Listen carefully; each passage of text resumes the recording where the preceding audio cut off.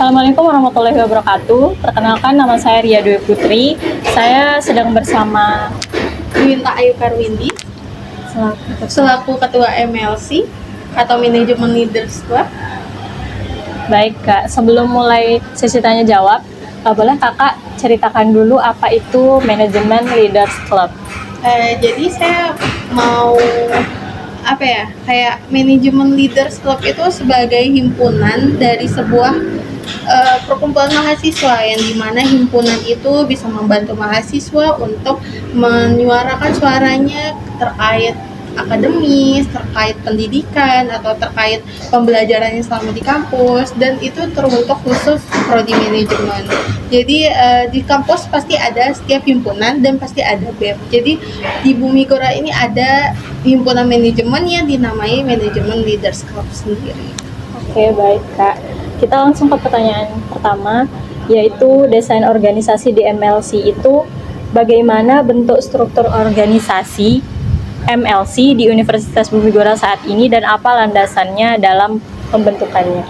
Struktur organisasi MLC itu sendiri masih ada 2 pembina yang membina kita.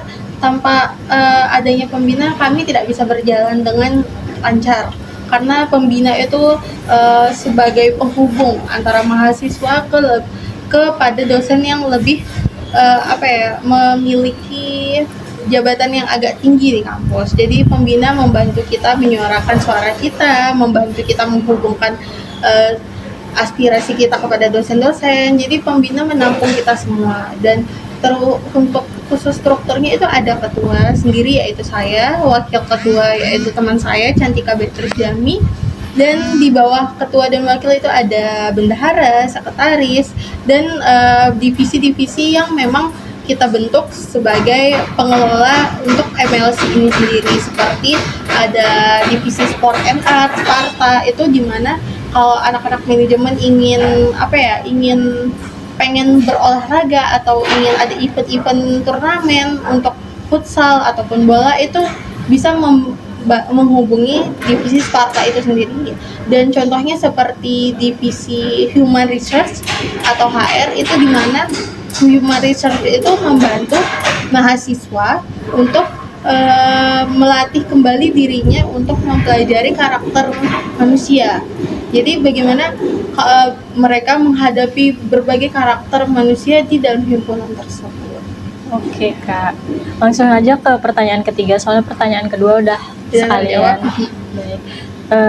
Pertanyaan ketiga itu, selama Kakak menjalankan organisasi ini, bagaimana pola koordinasi antar divisi supaya program kerjanya tuh berjalan lancar? Untuk pola koordinasi sih mungkin kita itu lebih sering ke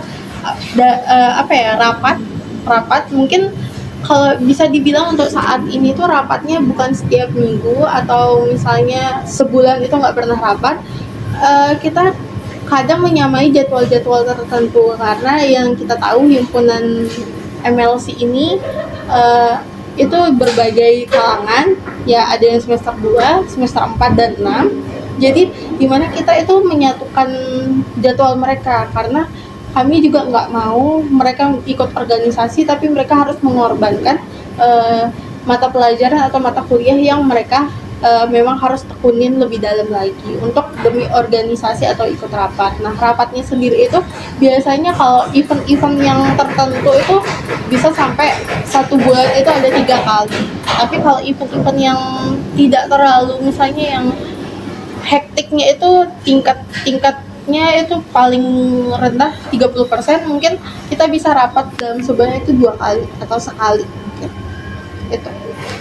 Oke Kak, lanjut ke desain pekerjaan. Sebagai Ketua Umum MLC, bisa Kakak ceritakan bagaimana kejelasan jabatan dan wewenang Kakak dan tanggung jawab utama Kakak secara formal dalam organisasi? Untuk wewenang sih saya lebih merasa ya, untuk hampir 1 semester ini saya menjabat, wewenang saya itu lebih ke bagaimana cara saya menyuarakan dan membantu teman-teman semua untuk seperti kayak mengadakan event-event yang mereka ingin ikut tapi tidak ada di kampus ini gitu.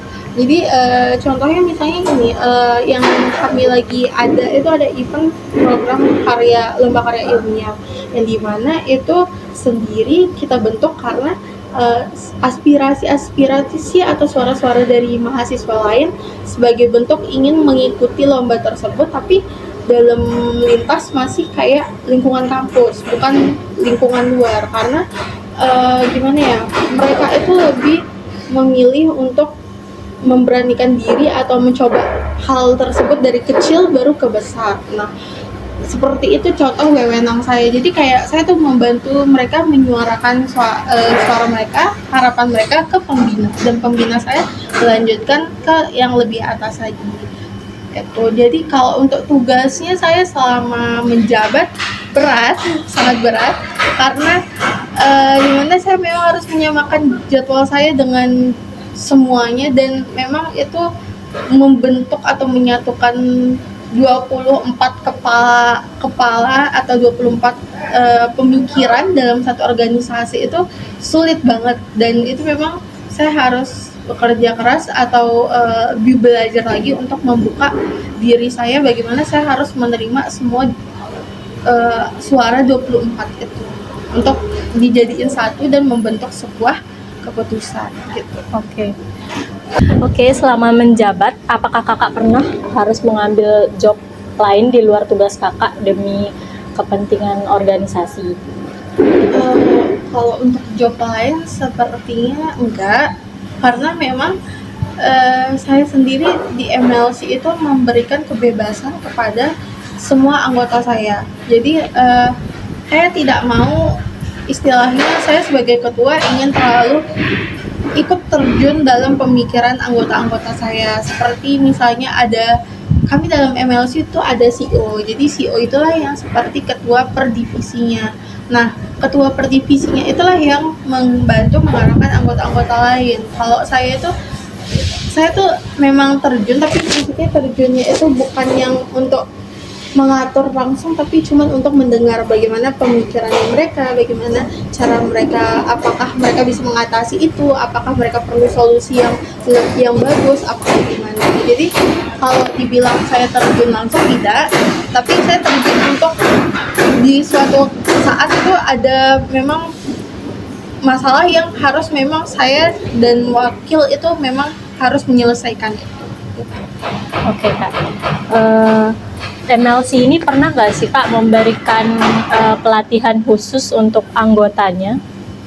Kalau sejauh ini di angkatan saya atau di tahun 2025-2026 itu belum pernah, tapi mungkin yang saya harapin dari event yang saya adain ini, ya itu lomba karya ilmiah ini bisa membantu mereka bagaimana cara belajar membuat artikel yang benar. Karena di angkatan atau di jabatan saya atau di tahun angkatan saya itu memang saya belum berencana untuk membantu mengadain suatu event yang membantu khusus anggota saya, karena memang saya agak-agak bingung ya, karena takutnya saya mengadakan event ini dan ternyata sebagian itu ada yang nggak cocok. Jadi saya belum mengadain, tapi di angkatan-angkatan sebelumnya itu memang pernah.